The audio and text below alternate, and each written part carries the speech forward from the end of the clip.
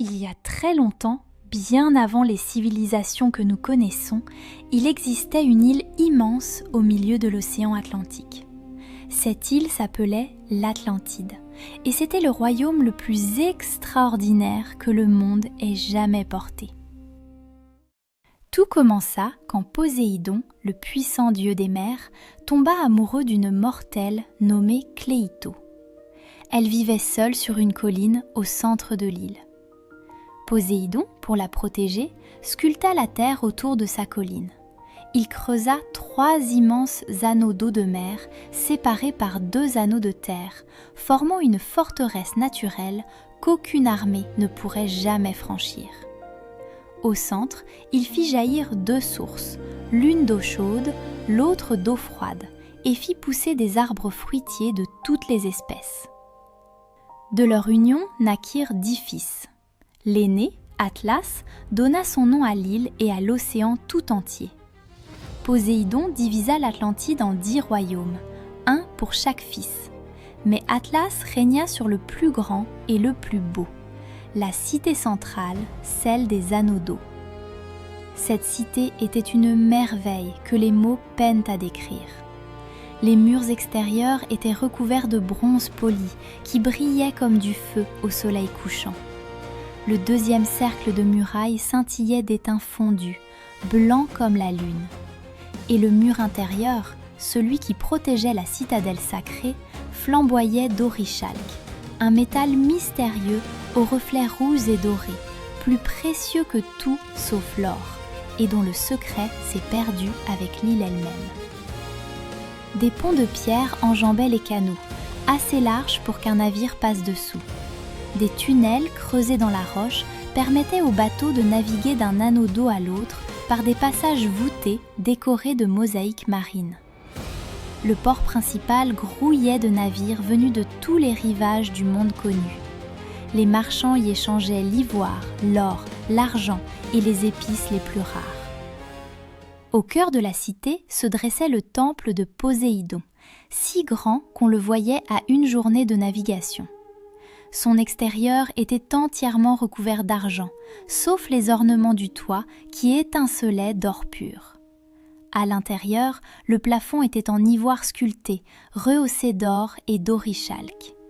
Une statue colossale de Poséidon, debout sur son char tiré par 6 chevaux ailés, touchait presque la voûte. Autour du temple, 100 statues de Néréides chevauchant des dauphins montaient la garde dans un jardin de fontaines entouré d'arbres qui ne perdaient jamais leurs feuilles.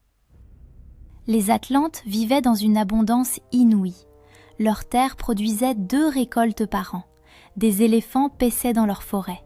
Leurs architectes bâtissaient des palais avec des pierres de 3 couleurs, noires, blanches et rouges. Ils construisirent des gymnases, des hippodromes et des bassins immenses alimentés par les eaux chaudes qui jaillissaient naturellement du sol. Pendant des générations, les 10 rois gouvernèrent avec sagesse. Tous les 5 ou 6 ans, ils se réunissaient dans le temple de Poséidon pour renouveler leur serment. La cérémonie était extraordinaire. On lâchait des taureaux sacrés dans l'enceinte du temple et les rois, armés seulement de bâtons et de lasso, devaient en capturer un. Le taureau était sacrifié sur une colonne d'orichalque où étaient gravées les lois de Poséidon, et les rois buvaient son sang mêlé de vin en jurant fidélité. Tant que le sang divin de Poséidon resta pur en eux, les Atlantes demeurèrent vertueux. Ils méprisaient les richesses qu'ils possédaient pourtant en abondance. Mais au fil des siècles, le sang divin se dilua. L'orgueil remplaça la sagesse. La cupidité remplaça la générosité. Les rois atlantes levèrent des armées immenses et se lancèrent à la conquête du monde. Leurs flottes soumirent l'Afrique du Nord jusqu'à l'Égypte et l'Europe jusqu'à l'Italie. Les peuples de la Méditerranée tombaient les uns après les autres. Personne ne semblait pouvoir les arrêter, sauf Athènes. La petite cité grecque résista seule quand tous les autres avaient fui. Les Athéniens repoussèrent les Atlantes et libérèrent tous les peuples conquis.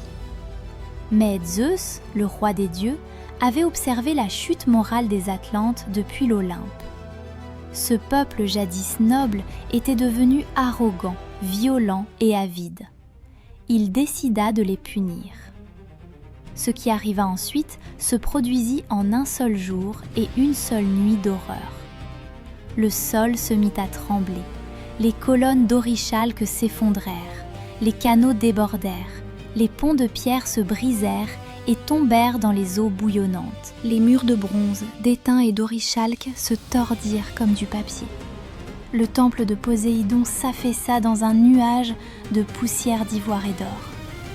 Les fontaines d'eau chaude devinrent des geysers brûlants qui ravagèrent les jardins. Puis l'océan se leva. Une vague immense, haute comme une montagne, déferla sur l'île. L'eau engloutit les hippodromes, les palais, les casernes.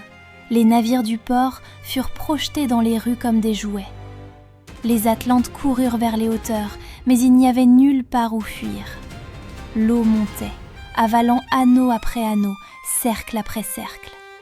La colline sacrée de Cléito, où tout avait commencé, fut la dernière à disparaître sous les flots. En une nuit, la civilisation la plus avancée de l'histoire s'effaça de la surface de la terre. L'océan se referma, comme si l'Atlantide n'avait jamais existé. Là où se dressaient des tours d'or et des murs d'orichalques, il n'y avait plus que des vagues grises et une mer de boue qui empêcha les navires de s'aventurer dans l'Atlantique pendant des siècles. Seule la mémoire resta. Les prêtres égyptiens conservèrent l'histoire et la racontèrent à Solon, le sage athénien. Des siècles plus tard, le philosophe Platon l'écrivit dans 2 de ses dialogues. Et depuis plus de 2000 ans, les hommes cherchent l'Atlantide dans les profondeurs de tous les océans du monde. Personne ne l'a jamais retrouvée. Mais l'histoire de l'Atlantide continue de hanter l'humanité, comme un avertissement que les dieux envoient à travers les âges. Même la plus grande des civilisations peut être détruite en une nuit si elle oublie la sagesse et se laisse dévorer par l'orgueil.